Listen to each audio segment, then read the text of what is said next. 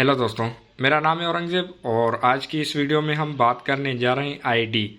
आपने सुना होगा एक आईडी का केस मतलब इलीगल डिस्पोजेशन, जो कि इलीगल डिस्पोजेशन एक्ट 2005 के तहत दाखिल किया जाता है।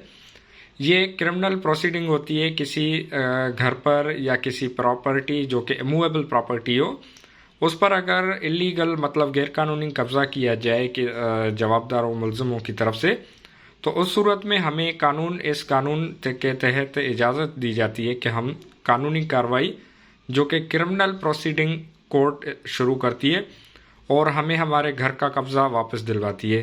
तो वीडियो को स्टार्ट करने से पहले हमेशा की तरह आप देख सकते हैं ये मेरा विजिटिंग कार्ड। आप मुझसे डायरेक्ट कांटेक्ट कर सकते हैं, मोबाइल पर ऑफिस विजिट कर सकते हैं या इसी कमेंट सेक्शन में आप मुझसे कांटेक्ट कर सकते हैं। और मज़ीद रहनुमाई के लिए मेरे इस चैनल को फॉलो करते रहें। Criminal, civil, constitutional, high court, supreme court के केसेस मौजूद हैं।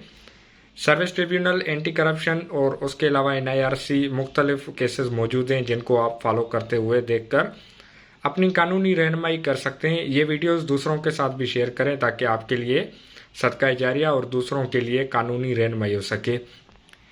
इन वीडियोस को बनाने का मकसद कानून की फरहमी, इंसाफ की फरहमी और कानून की तालीमात को आम करना मेरा मकसद है। तो वीडियो को स्टार्ट करते हैं और दोबारा से आ जाते हैं टॉपिक, जो कि आप देख सकते हैं कि complaint under section 3 subsection 2 of illegal dispossession act 2005, act 11 of 2005।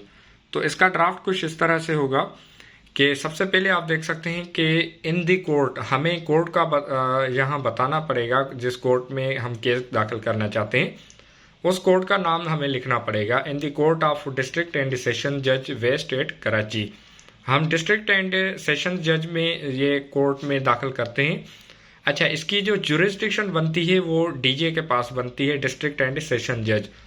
ये सिविल जज या सीनियर सिविल जज के पास बिल्कुल भी नहीं जाएगा और डायरेक्ट एडिशनल सेशन जज या फिर डिस्ट्रिक्ट एंड सेशन जज के पास ये केस प्रोसीड होगा।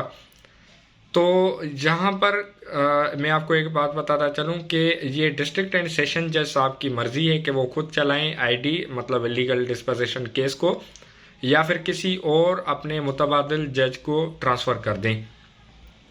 ये केस हमेशा जहाँ पर प्रॉपर्टी सिचुएट होती है वहाँ पर ही प्रोसीड होता है। तो देख सकते हैं आप, in the court of district and session जज वेस्ट एट कराची। ये वेस्ट कराची का एक केस है जो आपके साथ इस वीडियो की मदद से शेयर कर रहा हूँ। आईडी नंबर मतलब इलीगल डिस्पोजेशन केस नंबर इसमें अभी नहीं लगा क्योंकि ये फ्रेश दाखिल किया गया है 2022 में मेरी तरफ से। तो इसमें आप देख सकते हैं कंप्लेनेंट जिनकी जो डिटेल्स हैं, तफसीलात हैं, वो मैंने कवर की हुई हैं क्योंकि ये इनकी प्राइवेसी है। वर्सेस ये जिनके खिलाफ दाखिल किया गया है उनकी भी प्राइवेसी को मैंने मद्देनज़र रखते हुए अपने विजिटिंग कार्ड के ज़रिए कवर किया हुआ है। Karachi accused persons oblique illegal occupants, ये गैर कानूनी कब्ज़ाखोर हैं जिन्होंने ये केस दाखिल करने से पहले घर पर या जो प्रॉपर्टी है उस पर कब्ज़ा किया हुआ है। यहाँ पर एक इन्फॉर्मेशन आपके साथ शेयर करना चाहूँगा कि इलीगल डिस्पोजेशन एक्ट तभी वजूद अमल में आता है या इलीगल डिस्पोजेशन का केस तभी अमल में आ सकता है जब आपके पास टाइटल ऑफ डॉक्यूमेंट हो, आपके पास जो प्रॉपर्टी जिस पर कब्जा हुआ है वो उसके डॉक्यूमेंट्स आपके पास मौजूद हों। तो उस सूरत में कोर्ट क्रिमिनल कार्रवाई के तहत आपको आपके घर का कब्जा छुड़वा कर और आपके हैंड ओवर कर सकती है। सिविल में आपको पता है कि काफ़ी अरसा लग जाता है, टाइम लग जाता है डिक्लेरेशन वगैरह के लिए, इस वजह से हम आईडी दाखिल करते हैं इलीगल डिस्पोजेशन। उसके बाद आप देख सकते हैं Karachi station house officer SHO PS Saidabad Karachi respondent. Illegal occupants accused persons के बाद रेस्पोंडेंट इसमें SHO होता है क्योंकि पुलिस की मदद से, ये लॉ इन्फोर्समेंट एजेंसी की मदद से घर खाली होगा तो उसको पार्टी बनाना लाजमी होता है। Complaint under section 3 subsection 2 of illegal dispossession act 2005, act 11 of 2005। अब नीचे इसमें आप देख सकते हैं कि that the complainant above named respectfully submits as under, के जो कंप्लेनेंट है वो इंतहाई अर्ज के साथ नीचे कुछ इस तरह से बयान करते हैं। Para number 1 that the complainant is a peace-loving and law-abiding citizen of Islamic Republic of Pakistan and has good reputation in the vicinity. कि जो कंप्लेनेंट हैं वो अमन पसंद हैं और कानून के पाबंद हैं, इस्लामिक रिपब्लिक ऑफ पाकिस्तान में कवानीन के पाबंद हैं, उनके कवानीन के फॉलो करते हैं और इनकी रेपुटेशन जो सोसाइटी में है, लोकलिटी में, वो अच्छी रेपुटेशन है। उसके बाद पैरा नंबर 2 आप देख सकते हैं कि that the complainant is the lawful owner of plot number so and so। अब आप देख सकते हैं कि यहाँ पर एक प्लाट जिस पर कब्जा किया गया है उसकी डिटेल्स बताई गई हैं, जिसको मैंने प्राइवेसी की वजह से कवर किया हुआ है कि ये कंप्लेनेंट प्लाट के ओनर हैं जिस पर कब्जा किया गया है और यहाँ पर प्लाट की तफसीलात बताई गई हैं। तो बहरहाल इनकी प्राइवेसी को मद्देनज़र रखते हुए मैंने इसको अपने विजिटिंग कार्ड के ज़रिए कवर किया है। अब आप देख सकते हैं कि photo copy of registered sale deed is attached herewith and marked as annexure A8-4। अब आपके पास अगर कोई इस तरह से सेल डीड या टाइटल ऑफ डॉक्यूमेंट मौजूद है तो आप इस केस के साथ एनेक्चर मतलब इस केस का हिस्सा बनाएंगे ताकि आपका केस मजबूत हो, जैसे कि आप देख सकते हैं मैंने किया हुआ है इस केस के साथ सेल डीड लगाई हुई है। तो आपके पास अगर कोई सपोर्टिव डॉक्यूमेंट हो तो आप इसके साथ लाजमी लगाएंगे ताकि आप अपने केस को अच्छे तरीके से प्रेजेंट कर सकें। उसके बाद para number 3 that all the original title documents are in possession of the complainant which clearly shows that he is the only owner of the said plot the above named accused persons oblique occupants illegally occupied over the said property on the basis of relations with higher authorities. के जो title document जो original कागजात हैं वो possession में है, possession मतलब कब्ज़े में है, कंप्लेनेंट के कब्ज़े में है या कंप्लेनेंट के पास हैं, जो कि बाकायदा से शो करते हैं, दिखाते हैं कि ये प्लाट कंप्लेनेंट इसका मालिक है और जो इलीगल ऑक्यूपेंट्स हैं जिन्होंने गैरकानूनी कब्ज़ा किया हुआ है उन्होंने हायर अथॉरिटीज़, ऊपर वाली अथॉरिटीज़ मतलब कोई आला अफसरान के साथ मिलकर इस पर कब्जा किया हुआ है। Para number 4 that the above named accused persons oblique occupants are land grabber and they used occupy the properties houses of the innocent persons. के ऊपर जो बयान किए गए अशखास हैं जो गैर कानूनी कब्जाखोर हैं, ये ज़मीनों पर कब्जा करते हैं, लैंड ग्रेबर से, and they use to occupy, और ये कब्जा करते हैं मासूम लोगों की ज़मीनों पर, उनके घरों पर। Para number 5 that after purchasing the said suit property the possession was handed over to the above named complainant and the complainant constructed the said plot after completion of construction work. The complainant locked the said property and went to another city in consideration of work। कि ये जो property है owner के पास थी तो इन्होंने इस पर काम किया और काम करवाने के बाद इन्होंने ताला लगाकर ये दूसरे शहर गए अपने किसी काम से, तो जब वापस लौटे तो इस पर कब्जा हो गया था। Para number 6 that on 11/3/2022 when the complainant came back and visited the plot then he saw that the lock was broke and there are some persons who occupied over the said plot which caused serious mental torture and agony to the complainant. It is pertinent to mention here that there are some important things lying in the suit property on which the accused person's occupants are occupied, as there is a serious apprehension of usurping or selling the same। के 11/3/2022 को जब मालिक मकान या जो plot के मालिक हैं जब वो वापस आए तो इन्होंने देखा कि दरवाजे के ताले टूटे हुए थे और अंदर कोई लोग अशखास बैठे हुए थे जिन्होंने कब्ज़ा किया हुआ था, जिस वजह से इनको शदीद सदमा पहुंचा और इनको परेशानी का सामना करना पड़ा कंप्लेनेंट को। और इन्होंने देखा कि उन लोगों ने सामान रखा हुआ है और कुछ चीज़ें बेचने का उन्होंने इरादा किया हुआ है या फिर खदशा है कि वो कुछ चीज़ें बेच ना दें। Para number 7 that thereafter the complainant knocked the door, the above named accused persons oblique occupants came inside the house in front of door. The above named complainant asked them that he is the real and absolute and lawful owner of the said plot. You have to vacate the said suit property, but instead of vacating the same they started issuing threats of dire consequences and used filthy language with the complainant, कि जब मालिक मकान वापस आए उन्होंने दरवाज़ा खटखटाया तो उसके बाद जो कब्ज़ा माफिया थे उन्होंने कब्ज़ा गैरकानूनी कब्ज़ा किया हुआ था, जिसके लिए कंप्लेनेंट ने कब्ज़ाखोरों को कहा कि आप ये प्रॉपर्टी खाली करें, मेरी प्रॉपर्टी है, इसके टाइटल ऑफ डॉक्यूमेंट्स, ये जो कागजात हैं ये मेरे हक में है और ये प्रॉपर्टी मेरी है बिल्कुल। तो बजाय खाली करने के इनको डराया, धमकाया, धमकियां दी और इनके साथ गाली गलौज किया और इनको परेशान किया। Para number 8, that the above named complainant issued threat to the applicant that if he visits the sued property again they will kill him with the help of another gunda elements, kabza mafia groups, which cause serious difficulties and mental agony to the complainant। के पेरा number 8 के मुताबिक जो complainant है उसको धमकाया गया कि अगर आप दोबारा इस प्रॉपर्टी पर आते हैं तो आपको जान से मार दिया जाएगा। जो हमारे कब्ज़ा माफियाज हैं, हमारे लोग हैं, उनकी मदद से आपको तशद्दुद करके जान से मार दिया जाएगा, जिस वजह से कंप्लेनेंट को ज़हनी दबाव का सामना करना पड़ा और इनको परेशानियों का सामना हुआ।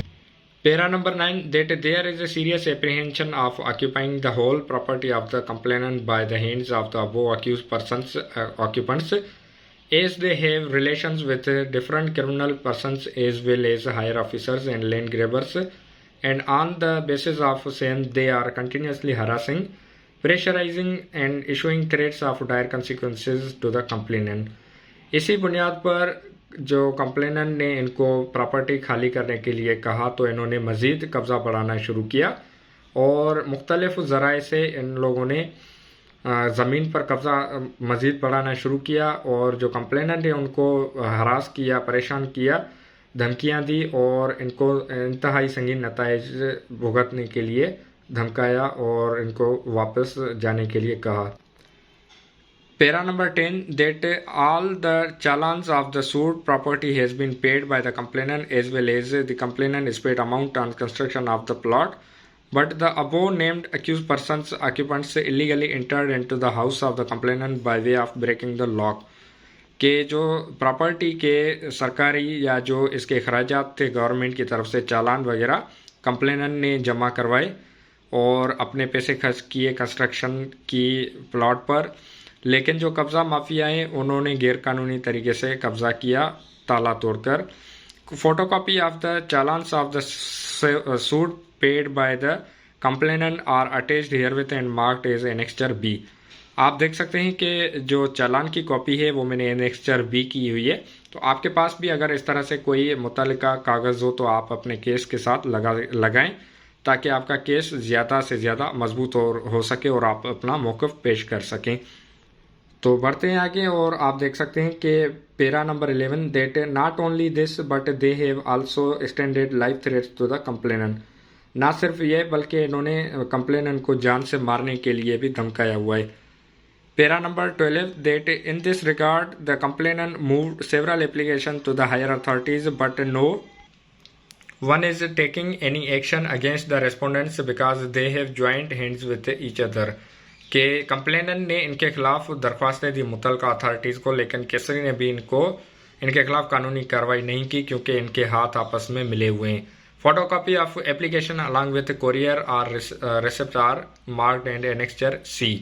तो आप देख सकते हैं कि जो एप्लीकेशंस दी गई हैं गवर्नमेंट ऑफिशियल्स को, हायर अथॉरिटीज़ को, उसकी कॉपी भी इस केस के साथ लगाई गई है। तो आपके पास भी अगर कोई कॉपी है तो आप लाजमी लगाएंगे, वरना केस दाखिल करने से पहले आप एक एप्लीकेशन जो आपने कानून नाफिज करने वाले इदारों को मूव किए, फॉरवर्ड किए, तो उसकी कॉपी और रिसिप्ट आप इस केस के साथ लाजमी लगाएंगे, जैसे 22A एंड B में लगती है। तो बढ़ते हैं मजीद आगे। 13 number, that the complainant has no any other alternate adequate and efficacious remedy available to the complainant except to knock the door of this honourable court by filing the instance suit. के जो complainant है उनके पास कोई भी दूसरा हल नहीं है, रेमेडी नहीं है और ज़्यादा से ज़्यादा कानूनी तहफ़्फ़ुज़ इस आईडी के ज़रिए ही है और इन्होंने ऑनरेबल कोर्ट में ये केस दाखिल किया हुआ है। Para number 14, that the above said incident took place within the local limits of this police station Saidabad. As such, this honorable court has jurisdiction to proceed the above matter.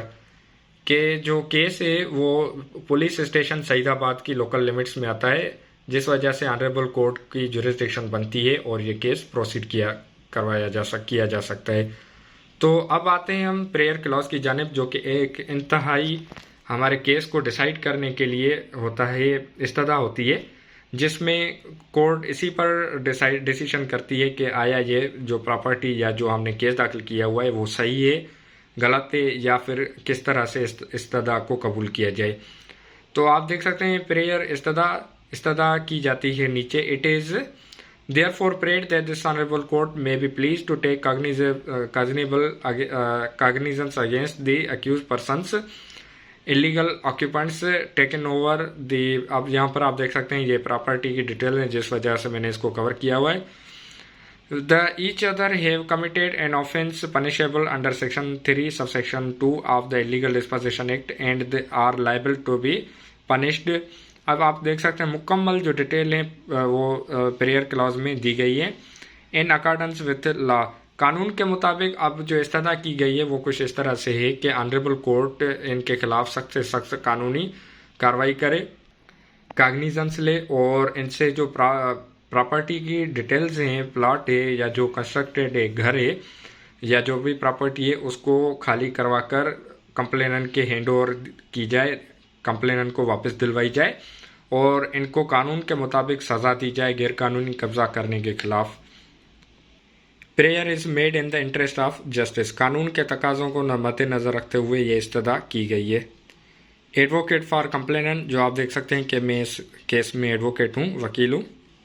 ये आप देख सकते हैं affidavit इस case के साथ हलफनामा, और हलफनामा यही है कि ये जो सेक्शन 3 सबसेक्शन 2 के तहत इलीगल डिस्पोजेशन की एक एप्लीकेशन या फिर जो कंप्लेन दाखिल की गई है ये बिल्कुल सही है और इंसाफ के तकाज़ों को मद्देनज़र रखते हुए ये बिल्कुल सही तरीके से दाखिल की गई है। और that due two reasons stated above it is most respectfully, अब इसमें यही इस्तदा की जाती है, एफिडेविट हल्फिया बयान दिया जा रहा है कि अगर ये केस नहीं सुना जाता तो जो प्लेंटिफ है कंप्लेनेंट है उनको बहुत ज़्यादा नुकसान हो जाएगा और इनका फाइनेंशियल नुकसान होने का भी खदशा है। That whatever stated above is true and correct to the best of my knowledge, कि जो भी ऊपर बयान किया गया है ये बिल्कुल सही और दुरुस्त है। और ये ओरिजिनल सेल डीड आप देख सकते हैं, इसको मैंने ड्राफ्ट बनाया हुआ है, एनेक्स्चर बनाया हुआ है इस केस के साथ, कंप्लेंट के साथ, एनेक्स्चर ए जैसे मैंने आपको बताया। तो आप देख सकते हैं ये ओरिजिनल सेल डीड है जिसकी फोटो कापी मैंने इस केस के साथ लगाई हुई है। तो आपके पास भी अगर कोई मुतलका कागज़ है, डॉक्यूमेंट है, तो आप केस की सपोर्ट के साथ ये लाजमी लगाएंगे। मज़ीद इस केस के साथ लिस्ट ऑफ विटनेसेस आप देख सकते हैं, जो गवाहान की एक लिस्ट फराहम की जाती है ऑनरेबल कोर्ट में, ताकि आगे चलकर अगर हमारा कोई गवाह हो तो वो हम पेश कर सकें इस कोर्ट में। तो आप देख सकते हैं ये लिस्ट ऑफ विटनेसेस की एक एप्लीकेशन है जिसकी भी बायोमेट्रिक करवा कर दाखिल की गई है। अब इसमें कंप्लेनेंट खुद एक विटनेस हैं, उसके बाद इनके जो बेटे हैं या फिर जो रिलेशनशिप है वो इस केस में विटनेस है। तो आप देख सकते हैं मुकम्मल एक जो लिस्ट का ड्राफ्ट, लिस्ट ऑफ विटनेसेस का ड्राफ्ट आपके साथ शेयर किया गया है इस वीडियो की मदद से। ये एक आईडी के साथ इलीगल डिस्पोजेशन के साथ एक एप्लीकेशन होती है जो सेक्शन 7 सबसेक्शन 1 के तहत फाइल की जाती है, दाखिल की जाती है, जिसका ड्राफ्ट आपके साथ शेयर कर रहा हूँ। सेम ये वेस्ट आप देख सकते हैं कोड इस तरह से ही लिखा जाएगा, आईडी नंबर, उसके बाद complainant, illegal occupants, accused persons, respondent, उसके बाद application under section 7 subsection 1 of illegal dispossession act. अब आप देख सकते हैं यहाँ पर डिटेल दी गई है कि it is most respectfully prayed on behalf of the complainer above named that this honourable court may be pleased to pass interim order during pendency of the main suit. अब ये आप ऐसे इस तरह से कह सकते हैं कि ये एक ऑर्डर 39 रूल 1 एंड 2 मतलब स्टे की एक एप्लीकेशन है कि जिसमें मना किया जाए, स्टे किया जाए कि इनको मज़ीद अगर ये सेल करना चाहें, बेचना चाहें या कोई इंक्रोचमेंट करते हैं या ट्रांसफ़र वगैरह, तो इनको रोका जाए। तो ये एक एप्लीकेशन आप देख सकते हैं जिसका ड्राफ्ट मैं आपके साथ शेयर कर रहा हूँ। तो ये था मुकम्मल ड्राफ्ट जो मैंने आपके साथ शेयर किया, और उम्मीद करता हूँ कि इस वीडियो की मदद से आपको इलीगल डिस्पोजेशन एक्ट के तहत एक आईडी मतलब इलीगल डिस्पोजेशन का केस दाखिल करने में आसानी होगी, कंप्लेंट दाखिल करने में आसानी होगी, और आपको समझ में आ गया होगा कि ये किस तरह से दाखिल की जाती है और इसका तरीक़ेकार क्या है।